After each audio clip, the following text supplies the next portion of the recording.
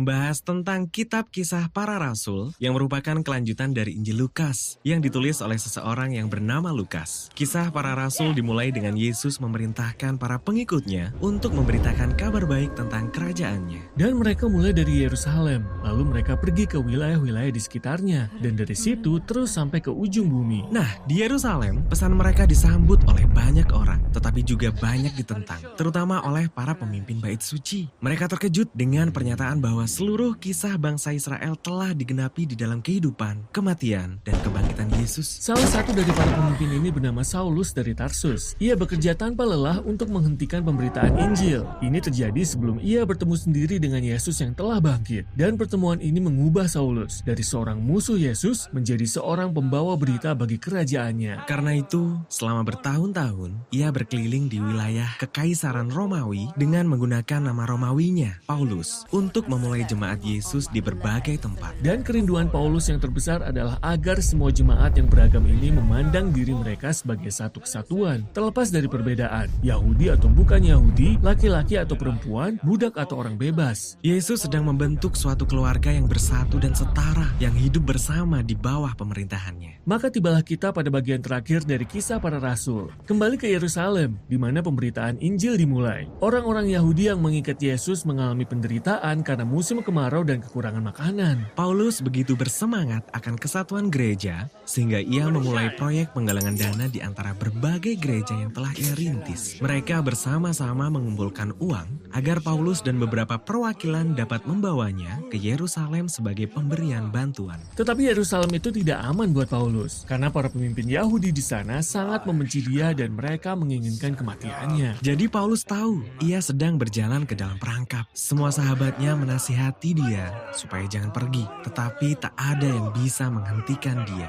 Jadi mengapa Paulus rela mempertaruhkan nyawanya demi membawa bantuan ini? Tidak bisakah ia mengutus orang lain saja?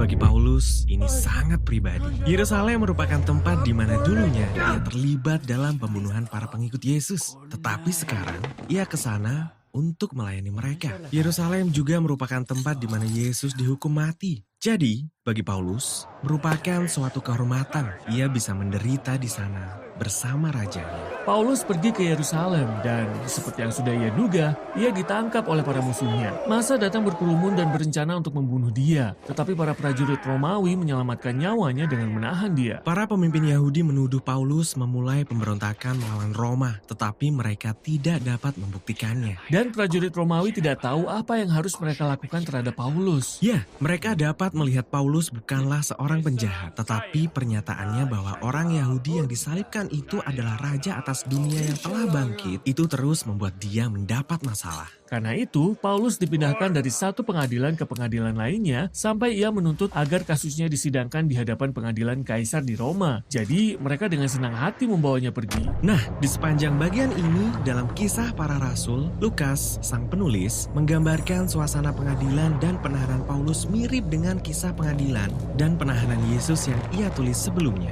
Lukas ingin menekankan hal yang sangat penting di sini. Ketika para pengikut Yesus memilih untuk mengikuti jalan Yesus, kisah hidup mereka akan mulai terlihat seperti kisah Yesus yang indah, tetapi juga harus dibayar mahal. Dalam perjalanan menuju Roma, kapal yang membawa Paulus dilanda badai dahsyat dan semua orang ketakutan. Kecuali Paulus. Di bawah geladak Paulus mengadakan perjamuan, sama seperti yang Yesus lakukan pada malam sebelum ia diadili. Paulus mengucap syukur, lalu memecah-mecahkan roti dan meyakinkan mereka bahwa Allah beserta dengan mereka melalui badai ini. Keesokan harinya, kapal itu kandas dan hancur di bebatuan, tetapi semua orang terdampar dengan selamat ke daratan.